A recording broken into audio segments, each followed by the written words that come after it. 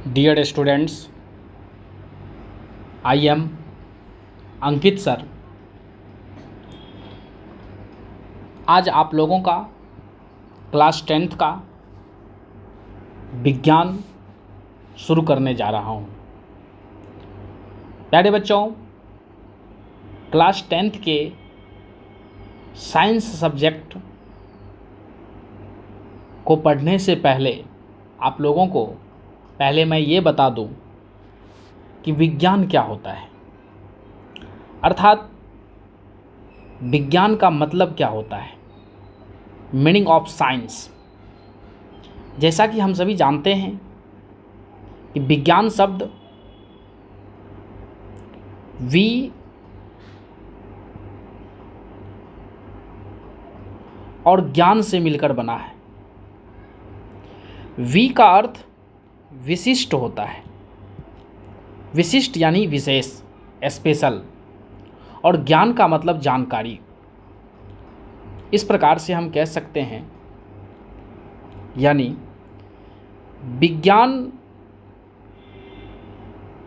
का शाब्दिक अर्थ विशिष्ट जानकारी होती है। कहने का मतलब विशेष जानकारी। जब हम किसी चीज़ के बारे में विचार करते हैं, उसकी खोज करते हैं, उस पर अध्ययन करते हैं, यानी उस पर रिसर्च करते हैं, तब हमें जाकर कुछ नॉलेज जो है प्राप्त होती है, और उसी नॉलेज को विज्ञान कहा जाता है। इसलिए हम कह सकते हैं कि ज्ञान का दूसरा नाम, यानी ज्ञान का जो दूसरा नाम है वो विज्ञान है। विज्ञान शब्द का अंग्रेजी साइंस होता है, और ये साइंस शब्द का उत्पत्ति लैटिन भाषा के शब्द, यानी लैटिन भाषा का एक शब्द है सिंटिया। इसको हिंदी में साइंटिया पढ़ेंगे, ठीक है। तो साइंस शब्द की उत्पत्ति लैटिन भाषा के शब्द सिंटिया से हुई है, और सिंटिया का मतलब ज्ञान होता है। इस प्रकार से स्पष्ट है कि ज्ञान का दूसरा नाम विज्ञान है। अतः हम विज्ञान को परिभाषित कर सकते हैं प्राकृतिक घटनाओं एवं नियमों का सुव्यवस्थित एवं क्रमबद्ध अध्ययन तथा उससे प्राप्त ज्ञान। तो जब हम प्राकृतिक घटनाओं की बात करते हैं, तो हम जानते हैं कि हमारे पृथ्वी पर, हमारे संसार में, ब्रह्मांड में विभिन्न प्रकार की घटनाएं घटित होती है। जैसे तारे टिमटिमाते हैं, ग्रह सूर्य का चक्कर लगाते हैं, उपग्रह ग्रह का चक्कर लगाते हैं। ये तमाम प्राकृतिक घटनाएं, और इस प्राकृतिक घटना से संबंधित जो नियम है, उस नियम को जब हम सुव्यवस्थित करते हैं और फिर उस पर हम क्रमबद्ध अध्ययन करते हैं, तो हमें ज्ञान की प्राप्ति होती है। उसी ज्ञान को विज्ञान कहा जाता है। महान साइंटिस्ट आइंस्टीन ने विज्ञान के बारे में उन्होंने बताया कि हमारी ज्ञान, यानी हमारे अंदर जो ज्ञान है, अनुभूतियां हैं, अनुभूति मतलब कि सेंस, यानी हमारी ज्ञान अनुभूतियों की अस्त व्यस्त विभिन्नता को तर्कपूर्ण बनाने का प्रयास, यानी हमारे पास जो ज्ञान है, सेंस है, वो सभी अस्त व्यस्त अर्थात अलग अलग है। बस उन सेंस का प्रयोग करके, उस ज्ञान का प्रयोग करके जब हम किसी चीज़ को तर्कपूर्ण बना देते हैं, अर्थात तर्कपूर्ण बनाने का, मीनिंगफुल, तर्कपूर्ण का मतलब मीनिंगफुल बनाने का जो हमारा प्रयास है, उसको ही विज्ञान कहा जाता है। ऐसा महान साइंटिस्ट अल्बर्ट आइंस्टीन ने कहा था। और विज्ञान में जो अभ्यस्त लोग होते हैं, अर्थात जो विज्ञान के क्षेत्र में खोज करने वाले लोग होते हैं, उसे साइंटिस्ट कहा जाता है और इसी को हिंदी में हम लोग वैज्ञानिक बोलते हैं। प्यारे बच्चों, हमारे भारत के भी बहुत ऐसे गणितज्ञ माफ़ कीजिएगा साइंटिस्ट हुए, जैसे सत्येंद्र नाथ बोस, जगदीश चंद्र बसु, उसके बाद APJ अब्दुल कलाम, डॉक्टर होमी जहांगीर भाभा। इसके बाद विदेश के भी बहुत ऐसे वैज्ञानिक हुए जिन्होंने विज्ञान के क्षेत्र में अपना अहम योगदान दिया। योगदान ही नहीं, विज्ञान को विकसित करने में महत्वपूर्ण भूमिका निभाया।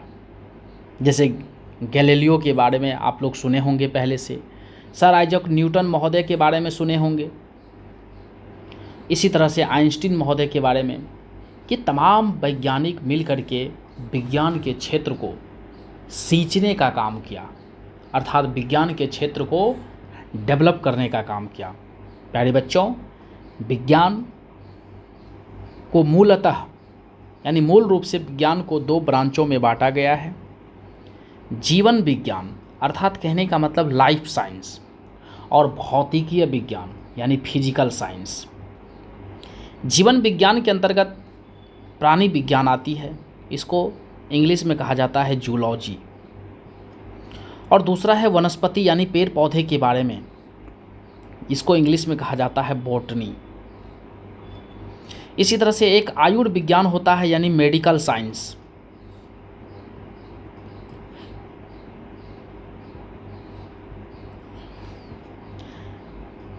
इस प्रकार से जीवन विज्ञान का 3 ब्रांच है।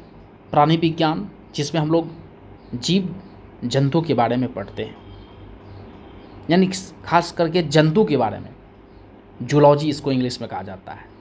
और वनस्पति विज्ञान में पेड़ पौधे के बारे में जानकारी प्राप्त करते हैं। और मेडिकल साइंस अर्थात जिसमें दवाई, विभिन्न प्रकार के चीज़ों का हम लोग अध्ययन करते हैं, दवाई के क्षेत्र में, चिकित्सा के क्षेत्र में, वो हमें आयुर्विज्ञान के अंतर्गत पढ़ना पड़ता है। प्यारे बच्चों, प्राणी विज्ञान और वनस्पति विज्ञान को एक साथ सम्मिलित रूप में जीव विज्ञान कहा जाता है, और इसको इंग्लिश में कहते हैं बायोलॉजी। ठीक है। और हमारा जो फिजिकल साइंस है यानी भौतिकीय विज्ञान, भौतिकीय विज्ञान का मतलब क्या, जिसमें हम लोग निर्जीव वस्तुओं के बारे में अध्ययन करते हैं। तो निर्जीव वस्तु के बारे में अध्ययन जो करते हैं वो हमारा भौतिकीय विज्ञान है, अर्थात भौतिक विज्ञान है।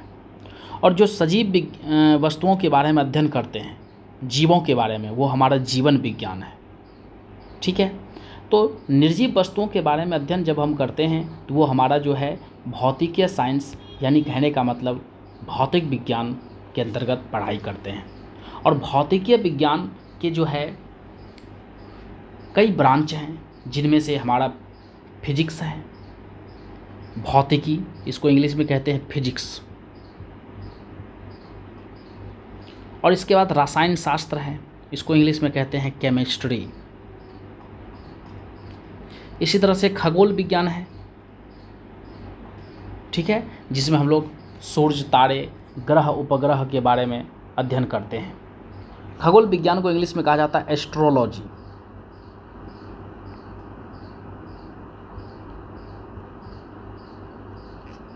और इसके बाद हमारा है भूविज्ञान, यानी कहने का मतलब जिसमें हम लोग भूमि से संबंधित, अर्थात वह विज्ञान जिसमें ठोस पृथ्वी का निर्माण करने वाली शैल यानी चट्टान के बनने की प्रक्रियाओं का अध्ययन किया जाता है। पृथ्वी के अंतर्गत जो विभिन्न प्रकार के खनिज पदार्थ हैं उनके बारे में अध्ययन किया जाता है, वो हमारा भूविज्ञान है, अर्थात इसको अंग्रेजी में कहा जाता है जियोलॉजी।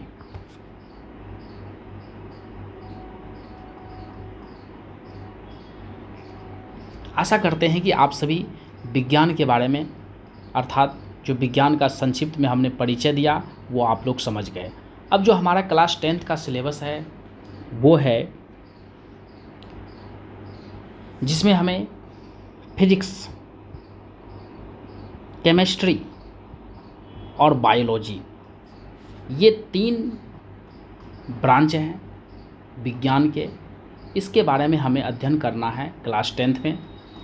तो आइए सबसे पहले हम लोग विषय सूची को समझते हैं, कंटेंट्स को समझते हैं। सबसे पहला जो हमारा चैप्टर है वो है रासायनिक अभिक्रिया एवं समीकरण। इंग्लिश में इसको कहते हैं केमिकल रिएक्शंस एंड इक्वेशंस। ये जो हमारा चैप्टर है ये केमिस्ट्री के अंतर्गत आता है। इसी तरह से अम्ल, क्षारक एवं लवण, ये भी केमिस्ट्री के अंतर्गत आता है। धातु एवं अधातु चैप्टर, ये भी केमिस्ट्री के अंतर्गत आता है। कार्बन और इसके यौगिक, ये भी केमिस्ट्री के अंतर्गत आता है। प्यारे बच्चों, इसके साथ साथ जो है हमारा एक और चैप्टर है तत्वों का आवर्त सारणी, ये भी केमिस्ट्री के अंतर्गत आती है। इसके बाद छठा चैप्टर जो है प्राकृतिक संसाधनों का प्रबंधन, यानी मैनेजमेंट ऑफ नेचुरल रिसोर्सेज, ये भी केमिस्ट्री के अंतर्गत हमें पढ़ना है। इस प्रकार से कुल मिलाकर के 6 चैप्टर हमें जो है केमिस्ट्री के अंतर्गत पढ़ना है। इस तत्पश्चात जो हमारा अगला चैप्टर है वो है जैव प्रक्रम, यानी लाइफ प्रोसेस। ये बायोलॉजी का पार्ट है। नियंत्रण एवं समन्वय, कंट्रोल एंड कोऑर्डिनेशन, ठीक है, ये भी बायोलॉजी का पार्ट है। इसके बाद है जीव जनन कैसे करते हैं, अर्थात हाउ टू ऑर्गेनिज्म रिप्रोड्यूस, यानी जनन संबंधी चीज़ों के बारे में, रिप्रोडक्शन चैप्टर, ये भी हमारा बायोलॉजी के अंतर्गत आता है।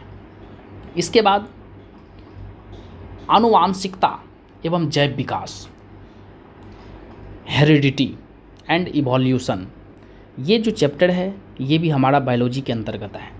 इसके बाद बायोलॉजी का जो लास्ट चैप्टर है वो है हमारा पर्यावरण, यानी आवर इन्वायरमेंट, ये बायोलॉजी के अंतर्गत आती है।